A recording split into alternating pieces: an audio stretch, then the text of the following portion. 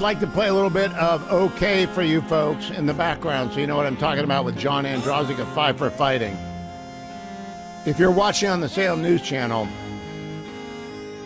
you're seeing part of a music video that John Ondrasik put together and released last week. It is a huge hit in Israel. It is a huge hit in the United States, and he joins me now. John, congratulations. I don't know that you expected it to get this much play or for the government of Israel to salute you and play your song. Were you expecting that? Up. You're on mute. Los Angeles. Oh. Okay, go ahead. Go ahead, John. We got you now. Yeah, we do. Go ahead. Yeah, just wanted to start with giving you some Joe Flacco greetings from Los Angeles out here, and yeah, it's surreal. You know, when you put out a song, you never know what's going to happen, and to see how it's been embraced, and to have a nation share your song over the weekend was really humbling. It was also illuminating, Hugh. I think it gave me a sense of what our Jewish friends deal with every day. When Israel tweeted out my song, you know, the vitriol, the death threats, the craziness that came, you know, shocked me. And maybe I shouldn't have been shocked, but it was illuminating and humbling at the same time. No, to stand with Israel is to put a target on your back for all the fanatics in the world. John, tell us about the making of OK and when it got started. Part of it was filmed at the scene of the rave massacre on that horrible day, 10/7. How did you come to make it? Kind of came over time. You know, I think like Afghanistan, like 9/11 on 10/7, we just sat there and were in shock. And as we saw the extent of the atrocities and the hostages, you know, we were just shocked, sickened. How could this happen in this day and age? And then a few days after October 7th, the mayor of New York, Eric Adams, I thought gave a very powerful speech. You know, so many folks were kind of afraid to kind of condemn what happened and had this moral equivalency. You know, he came out and said, you know, something's really wrong. You know, we're not all right. And I give him credit for that. We shouldn't, in this day and age, say that's a brave thing. Everybody who has a soul should be saying that, but he did. So that theme of we're not all right, something's definitely broken when you have people in New York City, thousands of people, you know, having a big party celebrating after, you know, women are raped and grandmothers are kidnapped and babies are killed. And so I started thinking about a song, and then I saw some of Barry Weiss's speech. I'm sure you saw it, Hugh. And I did. The last it was fabulous. And really what that said was, oh, the anti-Semitism we're seeing is just the tip of the spear. And it goes way beyond that. It's really about civilization. And you have a group who wants to pull civilization down, and a group who wants to survive civilization.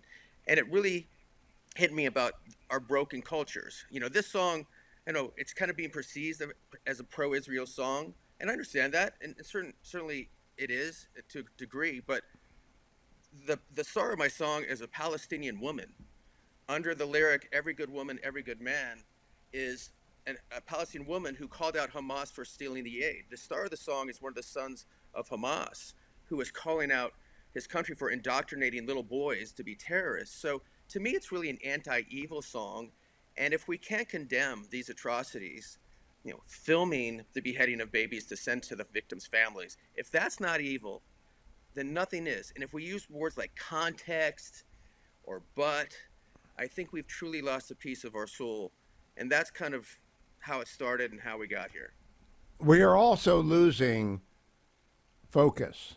The reason I'm glad you timed it for release now is that the American media cycle is so rapid that it's very hard to stay fixed on the atrocity of 10/7, which is as ghastly as 9/11, though the body count wasn't as high.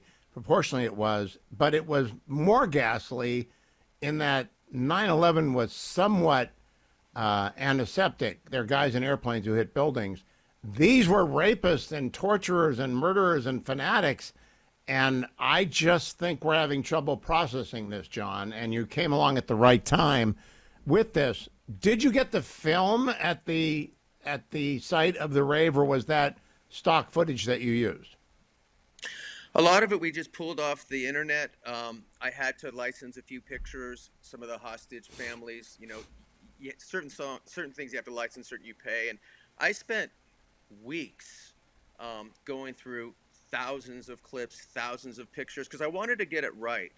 Didn't want to have any agenda. This is not my opinion. This is just what happened. Every headline's a headline, and I wanted to hit all of the aspects of, I think, the shame of our institutions. I wanted to hit the House of Representatives, where 16, can you imagine after 9/11 if Parliament had 16 members that voted against America after 9/11, like our House did after October 7th? Can you imagine walking down 7th Avenue after 9/11 and seeing people ripping down posters of those who were missing? I wanted to make sure I hit the media, the whole debacle of the uh, Israeli missile that hit the hospital that inflamed the world, which could have been easily disputed with 5 minutes of reporting.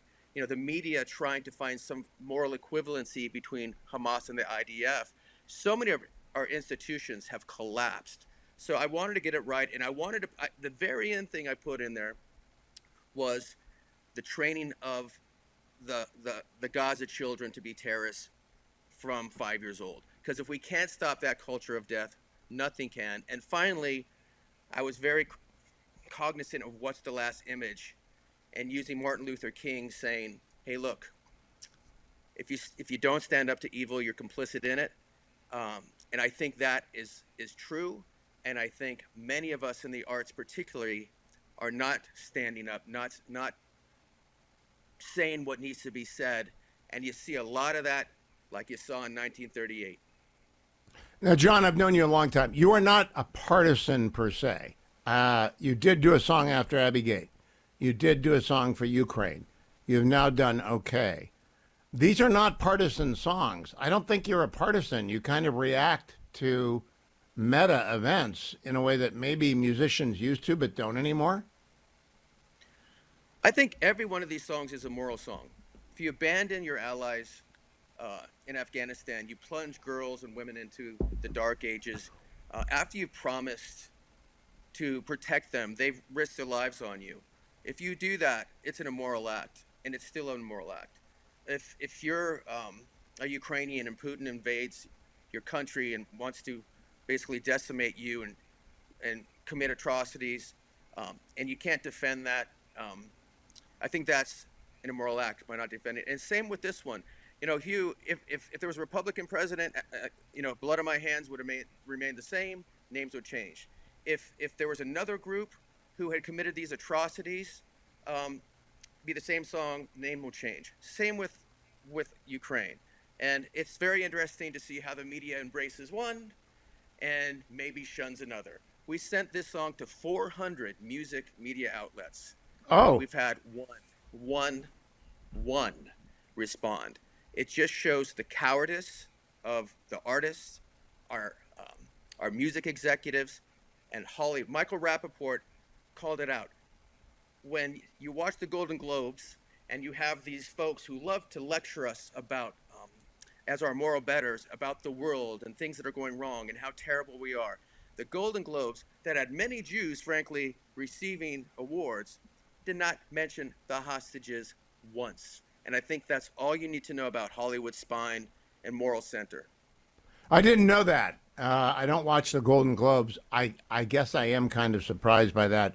John, I want to make sure people can go and find, okay, where is the best place to watch it? Well, certainly you can find it on YouTube, okay, Fight for Fighting, but it's really gone viral on Twitter. We have over 1 million views. The Israel account, has blown it up. My account, Viva Klompus, who's been all over this. So I don't care. We actually just put it on TikTok yesterday, Hugh, and I was kind of debating that because, as we know, TikTok is one reason why half of 18 to 24-year-olds in this country feel like ending Israel. And that is the most important point of this song. We're losing a generation. We are losing our kids. 20% don't believe the Holocaust happened. 60% believe Israel is the oppressor. We have to stop that now. We have to fight that now because it's going to take decades to come back. So I find think it that may be anywhere. the one time I'm in favor of putting something on TikTok. Go on to Twitter, retweet, and put it out there. John Ondrasik, good to see you, my friend. Congratulations. Always proud to be your friend when you do something like this. Don't go anywhere, America. I'm Hugh Hewitt.